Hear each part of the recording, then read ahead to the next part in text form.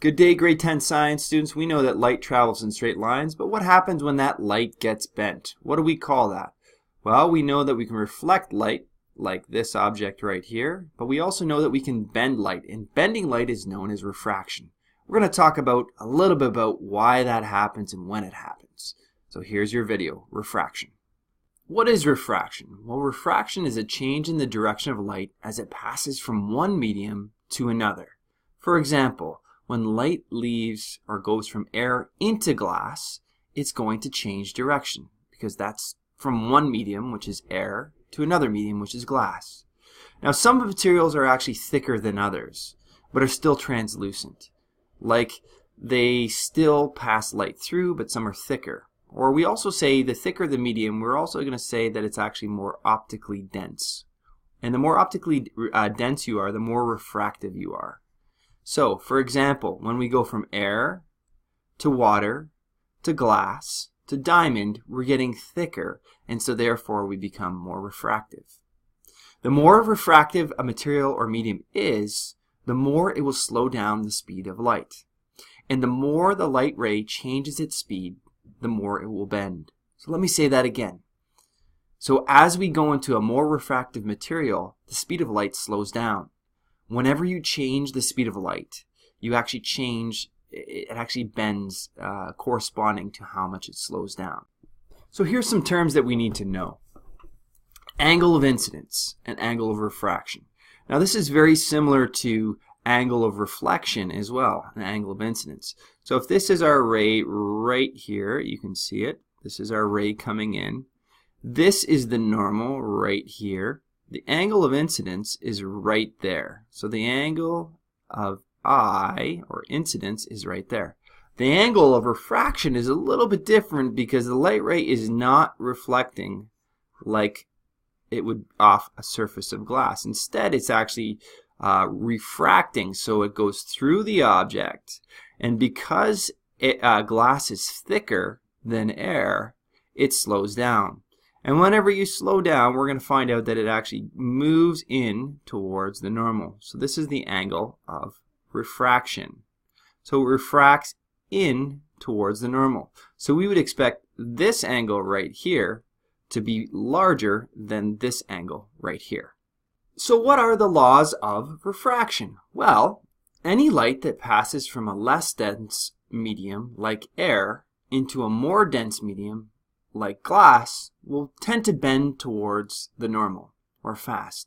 So faster light that moves slower in a less dense medium will bend towards the normal. Okay? And you can see that we have a light ray right there coming from air, going into glass. Which way will I draw it? Will I draw my ray towards the glass, or will I bend it towards the normal? I'm going to bend it towards the normal. Don't mind this here. So this is bending towards the normal. And the reason is because glass is more optically dense. It's thicker. So therefore the glass slows down the light. It bends towards the normal. The next rule that we have is any light that passes from a more dense medium to a less dense bends away from the normal. So this is, for example, if you had a light ray going through our fish tank or a fish tank, and as it leaves and goes into the air, it bends away from the normal. So if this is our glass tank here, filled with water, okay, and it's going to go into the air, which way will it bend? Will it bend towards the normal, or will it bend away from the normal? The answer is it bends away from the normal. So it moves in this direction, okay, or sofa. So you can remember sofa as in slow. So when you go from slow to fast, you move away from the normal. This is a good way of remembering what will happen. Fast, sofa. Fast to slow towards the normal. Slow to fast away from the normal. Index of refraction. The index of refraction is a useful number for telling us how refractive a substance is. The more refractive a substance is, the bigger the number is. So, as we move from air, which has a refractive index of 1, we say N equals 1. As we go to water, it's 1.33. As we go to glass, it's 1.52. As we go to diamond, it's 2.42. What does this mean? It means it's more refractive. which means it will bend light more. Okay? Now, the more refractive you are, that means you're more optically dense.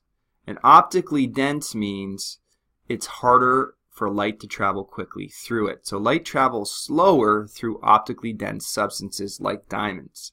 Diamond will bend light more than water, for example, which is right here, has a lower index of refraction. And diamond is actually more likely to have something occur, which we're going to talk about, which is total internal reflection. Because the light bends so much, it's more likely to actually reflect, do this total internal reflection, which we're going to talk about right now. So let's take a look at an example of total internal reflection. What is it, first of all? Well, it's when all the light is reflected back inside the medium. No light is allowed to refract. This is more likely to occur if you have a high index of refraction. So as your N number goes up, it's more likely for this to occur. So let's take a look at some examples. So this actually can occur in water. If you take a water container and you put a laser into the water and you open up the one end of that container, the light will actually stay inside that stream of water. This is an example of total internal reflection. And you can see the green laser is actually moving in a way so it reflects off the interior of the water and stays in the stream. This is an example of total internal reflection. Total internal reflection happens in very optically dense materials. It also occurs in substances like a diamond, and this is why what you see is the light will stay within there, because it's not refracting, it's reflecting within that substance. The more optically dense that a substance is, the more likely it will occur. So for total internal reflection to occur, all the light has to be reflected back inside that medium. If it's in the water, that light's in the water, it can't leave the water.